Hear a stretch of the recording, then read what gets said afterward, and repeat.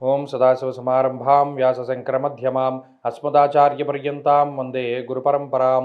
జ్యోతిషశాస్త్రాన్ని భావితరాల వారికి ప్రసాదించిన ఋషుల యొక్క పాదపద్మాలకి నమస్కారం చేసుకుంటూ, అలాగే నాకు ఈ జ్యోతిష విద్యను నేర్పిన గురువర్యులు జ్యోతిష బ్రహ్మ కీర్తిశేషులు శ్రీ ఈరంకి సూర్యనారాయణమూర్తి గారు, సూర్యశ్రీ దైవజ్ఞ గారి యొక్క పాదపద్మాలకి నమస్కారం చేసుకుంటూ, ఓం శ్రీ మహాగణాధిపతి నమః, శ్రీ గురుభ్యో నమః, హరి ఓం. వీక్షకులందరికీ నమస్కారం. ఏప్రిల్ నెల 5వ తారీఖు లగాయితూ ఏప్రిల్ 11వ తారీఖు వరకు ఉండేటువంటి గ్రహగతుల ఆధారంగా ద్వాదశ రాశుల వారికి ఈ వారం ఏ విధమైనటువంటి శుభాశుభ ఫలితాలు కలగబోతున్నాయో ఈ కార్యక్రమం ద్వారా తెలుసుకుందాం. అందులో భాగంగా ఈ వారం ఉండేటువంటి గ్రహస్థితిని గమనిస్తే, ఈ వారంలో రవి, కుజగ్రహ, శనేశ్వర గ్రహాల యొక్క యుతి మీనరాశి యందు ఏర్పడుతూ ఉన్నది. అలాగే కుంభరాశి యందు రాహు, బుధుల యొక్క సంచారం ఉన్నది. మేషరాశి యందు శుక్రుని యొక్క సంచారం ఉన్నది. అలాగే మిథున రాశి యందు గురుని యొక్క సంచారం ఉన్నది. అలాగే సింహరాశిలో కేతువు యొక్క సంచారం ఉన్నది. చంద్రుడు ఈ వారంలో తులారాశి మొదలుకొని మకర రాశి వరకు సంచారం చేయబోతూ ఉన్నారు. ఇటువంటి పరిస్థితుల్లో ద్వాదశ రాశుల వారికి ఏ విధమైనటువంటి ఫలితాలు కలగబోతున్నా తెలుసుకుందాం. అందులో భాగంగా మొదటిది మేషరాశి. మేషరాశి వారికి ఈ వారం మిశ్రమమైనటువంటి ఫలితాలు గోచరిస్తూ ఉన్నాయి. ప్రత్యేకించి 12వ స్థానమందు ఏర్పడినటువంటి త్రిగ్రహ కూటమి అనగా శనేశ్వరుడు, అలాగే రవిగ్రహం, కుజగ్రహాల తాలూకు యుతి ఏదైతే ఉన్నదో అది అంత మంచిది కాదు.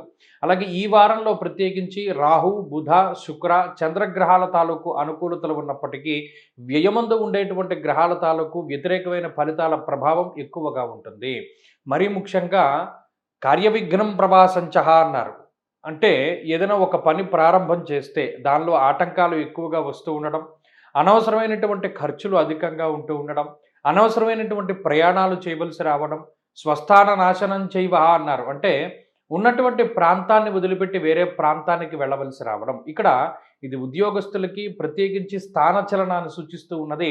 అనగా ఏదైనా ట్రాన్స్ఫర్ అయ్యేటువంటి అవకాశం ఉంటుంది, లేదా కావాలని మీరు ఒక ప్రాంతం నుండి ఒక ప్రాంతానికి వెళ్ళదలుచుకు ఉన్నా అటువంటి వాటికన్నిటికీ గ్రహస్థితి సహకరిస్తూ ఉంటుంది. అలాగే ప్రవాసం కార్యహాని స్యాత్ కాసరోగం ప్రపీడనం అన్నది శాస్త్రం.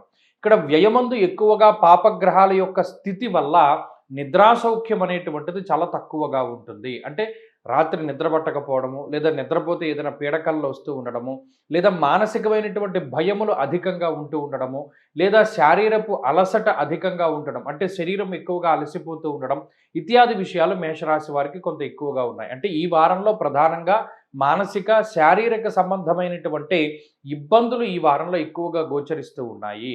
కాబట్టి వాటికి సంబంధించినటువంటి కొంచెం ఏదైనా నివారణ చర్యలు తీసుకుంటూ ఉండాలి. ముందు జాగ్రత్త చర్యలు ఎక్కువగా తీసుకుంటూ ఉండాలి. అలాగే ఖర్చు ఎక్కువగా కనబడుతూ ఉన్నది. వృధా ప్రయాణాలు, స్థానచలనం కనబడుతూ ఉన్నది. ఇత్యాది విషయాల పట్ల మేషరాశి వారికి జాగ్రత్త అవసరం.